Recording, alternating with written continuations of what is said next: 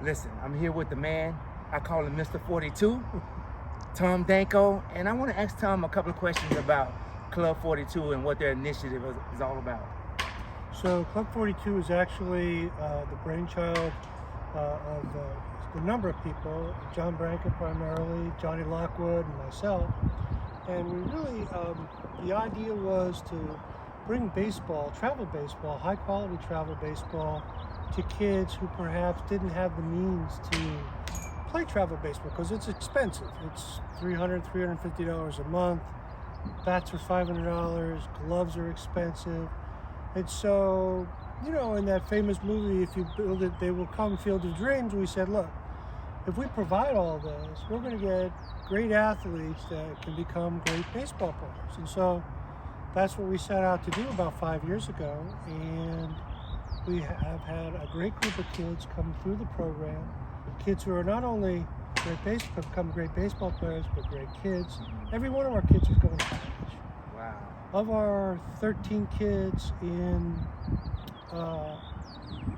my son's group, 8 are going to Division I schools, 2 are going to Division III schools, all to play baseball, and the 2 kids who didn't make it in baseball, well, they're going to Alabama to play football. Oh, wow. You know, that was why I wanted him on camera. I wanted him to talk about the organization because I've actually had the opportunity to witness it myself through my grandson who plays for 42. And the organization does what it says it's going to do. We were just talking about that a moment ago. That's one of the things that I have a lot of pride about in making sure that if an organization is going to sponsor you, that they do what they say they're going to do. And you guys do a great job of that. Well, not only do we try to do it in baseball, but we also try to do it in the classroom. So we had summer camps for the kids, and it was 8 weeks, full days, 9 to 4:30, 5 o'clock. But the first hour and a half were spent in the classroom studying math. Wow. And from there, once kids we were done with that, we came out, we did our baseball skills, had lunch, scrimmaged, physical training, weight training, etc., speed and agility depending on the day. And then since these kids were, really they came from all over the place, from Riverside, some came from Camarillo, some came from the East Valley, Bakersfield. We would have our coaches, there were 5, sometimes 6 coaches, drive these kids home who didn't live locally, and that was frankly the vast majority of the kids because they came from east of nowhere. So, you know, we provided them not only baseball skills, but math skills, and I think that really helped them when they went to college. Yes. And, you know, prepare them to be academically successful so that they don't have what happened to one kid I know that was supposed to go to Santa Barbara, UC Santa Barbara, and about a week before he was supposed to sign, they said, I'm sorry, Ryan, you have a 2.8. Wow. And you ain't coming. So none of that happened to our kids, and I think that's probably what John and I and Johnny Lockwood and of course Aaron, who is the den mother, keeps us all in line, what we're most proud of. Wow. What about the coding class? Well, that was another interesting thing. We had a coding class for 6-year-olds, 4th through 6th graders down at Rogers Park. We rebuilt Rogers Park Field completely. And then we rebuilt a lot of the interior classrooms. And we had my daughter, who at the time was going to the University of California at Berkeley, studying computer science. She created a coding class.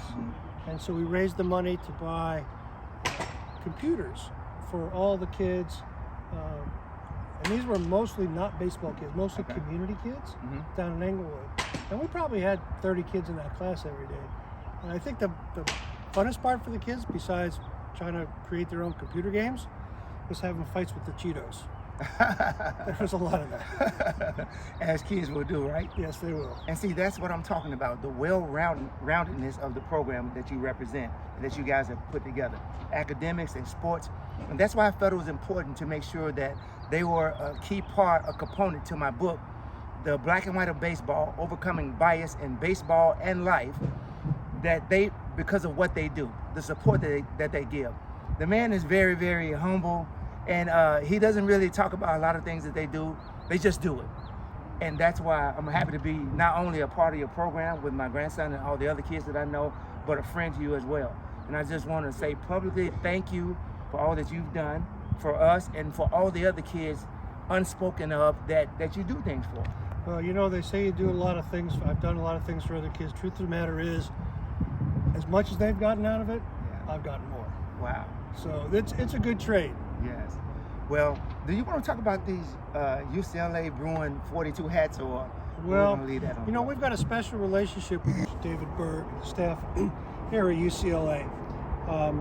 We were very helpful, Club 42, and clearly, as you'll see in the background, our patriarch, John Branca, in developing this field.